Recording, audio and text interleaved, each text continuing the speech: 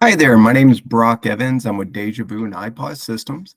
Just want to do a quick video with how our gateway, IPOS Pays, and our terminals that all run through the gateway, it all reports back into QuickBooks for you. This works with QuickBooks Online. So what we're looking at here, of course, is the dashboard of the merchant. So when they're on our gateway, to link to QuickBooks, it's a real simple setup. You simply go to your settings, go down to integrate with QuickBooks, and then just hit connect to QuickBooks. Okay. From here, it's going to have you log back in, or actually, I'm sorry, I've already gone into QuickBooks, so it didn't make me log into it. Usually it'll have you log into QuickBooks and then it syncs the two together. So as soon as it syncs up, which it just did here, now I choose a default service.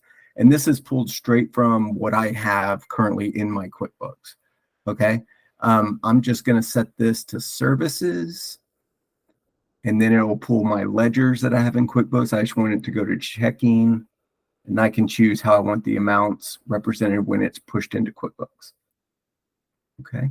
So now let's say I'm set up for CloudPOS. So I'm doing an online payment here, doing like a over the phone type transaction. Now, if you've ever worked with a customer in the past, their information will be saved and truncated in the gateway. So you don't always have to type in all their information again. You put in a description. Now, under the QuickBooks details, you can see it has services and checking that I chose as my defaults. Okay. Now, as I type in one of my customers' names from QuickBooks, it will pull that customer up out of my QuickBooks. So yeah, we're going to do Amy's Bird Sanctuary. And in my QuickBooks, I have an invoice set up for these guys, which is invoice 1021. Okay. I'm going to process at 1040. Oh, my CVV code. Let's see. Sorry, I forgot about my codes.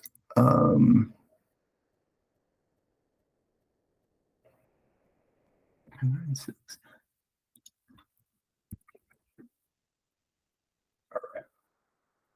So that's that. Oh, I didn't decline my sale. Let me try this again. Let's see. I'm using my MasterCard, so I need to put in a special code for my MasterCard. This isn't your normal 3-digit code on the back of the card. Since it's in a test environment, I have to use the right code for the test. All right, there we go, approved. Okay, so I could print out my customer copy. I could look at the customer copy if I want to, or just close it. Now, as soon as that's done, if I go into my QuickBooks and I'm in my sales area of the QuickBooks, I can see, let's see, that was invoice 1021, which is down here. So I can see it's overdue. But if I click on it, it actually just went down because it added that payment that I just put through. Yeah, let's see, on 1010 right there for 1040. And it added it to the direct invoice. So that's one of the ways that it works directly with your QuickBooks. Now, another way it'll work with QuickBooks is as long as you have this set up, it doesn't have to be just an online payment. You could also be using one of our P terminals that also run through the QuickBooks. So even though it's a face-to-face transaction, when you take the transaction, it will still post it into QuickBooks. I'm going to actually use our phone app, which is called IPOS Go.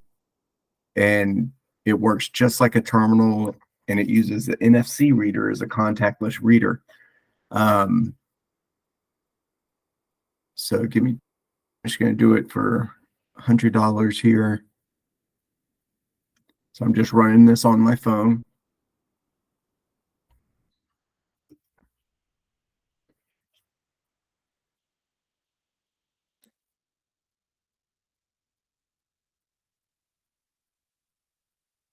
I did it for too much.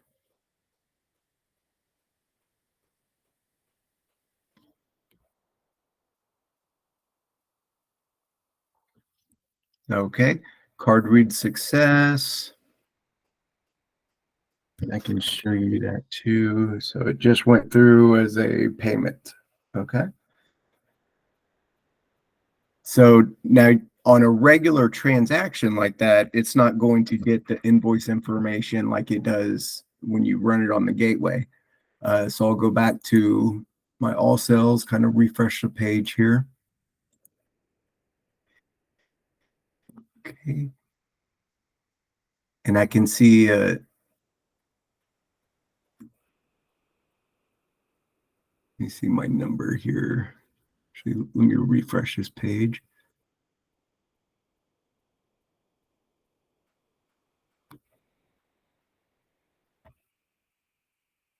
Okay. And now I had the customer still saved in the gateway as Amy's Bird Sanctuary. So you can see it just put it in as a payment. Let's see. Actually, I'm sorry, that's not the right area. Go to all sales, all transactions. Oops, got it all. There we go. Okay. So I had to switch this off of Amy's. So when you do a regular sale, whether it's on a terminal, could be our phone app, it's still going to report into QuickBooks. It just won't report with a customer. So like right here, just says sales receipt 1042. So if you do some manual entry anyway, this would probably be pretty simple for you.